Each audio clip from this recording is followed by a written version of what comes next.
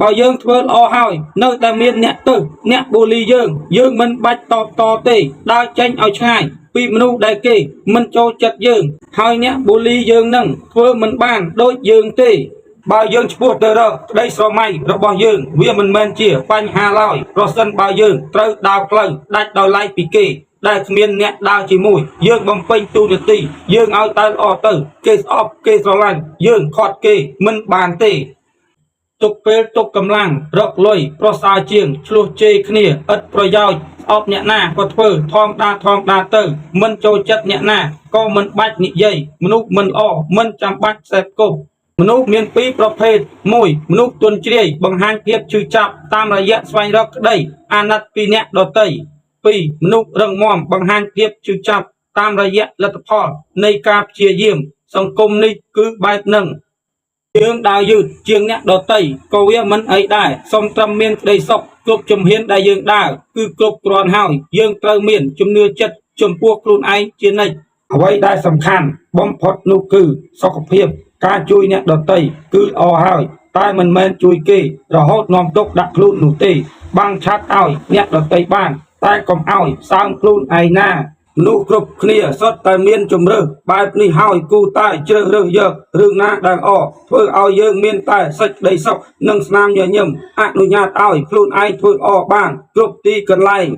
ឈឺតែមិនព្រមលេបថ្នាំទេសុខចិត្តដេកចាំឲ្យវាជាដោយខ្លួនឯងនេះហើយជីវិតពេលធ្លាក់ដល់បាតពេលនោះទើបយើងដឹងថាអ្នកណានៅរាប់យើងនៅត្រូវការយើងទុកយើងជាមនុស្សសំខាន់ខំប្រឹងធ្វើការឲ្យខ្លាំងក្នុងភាពស្ងៀមស្ងាត់ទុកឲ្យជោគជ័យរបស់យើងជាអ្នកលោឡាជំនួសវិញហើយយើងក៏មិនយំដោយសារពាក្យសម្ដីមើលងាយរបស់គេទេតែយើងយកពាក្យសម្ដីដែលគេមើលងាយយើងទៅជាកម្លាំងចិត្តវិញឆ្លាតជារឿងល្អតែកុំឆ្លាតពេករហូតគិតថាអ្នកដទៃសុទ្ធតែល្ងងជាងខ្លួនត្រូវចាំខ្ញុំស្លូតក៏ចេះហើយកាចក៏ចេះប៉ុន្តែខ្ញុំមិនចេះធ្វើចរិតឆ្អិនក្បាលស៊ីក្បាលឆ្អិនខ្ទុយស៊ីកន្ទុយដូចអ្នកឯងទេកម្មពៀមិនភ្លេចចាស់ទេកុំត្រេកអរនឹងការបំផ្លាញអ្នកដទៃបៀតបៀនអ្នកដទៃសាងការឈឺចាប់ឲ្យអ្នកដទៃហើយកុំយកឈ្នះគ្នា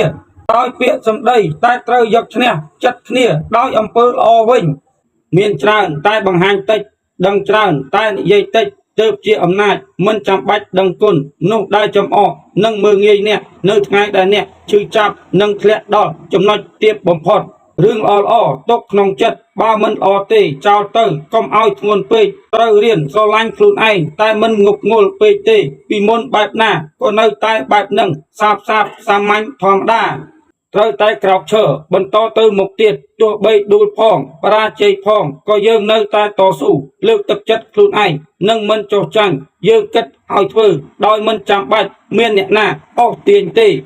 អ្នកជាមនុស្សដែលចូលចិត្តនិយាយអាក្រក់ពីគេហើយលើកដង្កើងខ្លួនឯងបើអាចយកពេលនិយាយដើមគេទៅកែប្រែសន្តានខ្លួនឯងឲ្យល្អទៅរឿងវាហូរទៅហើយក៏ឲ្យហូរទៅចោះតែកុំមករំលឹកដដែលដាក់ខ្ញុំទៀតជីវិតខ្ញុំគឺដូចជាសៀវភៅដែលខ្ញុំសរសេរដោយខ្លួនឯងអ្នកដទៃគ្រាន់តែជាអ្នកអានគ្មានសិទ្ធិមកកាន់បិចជំនួសខ្ញុំទេ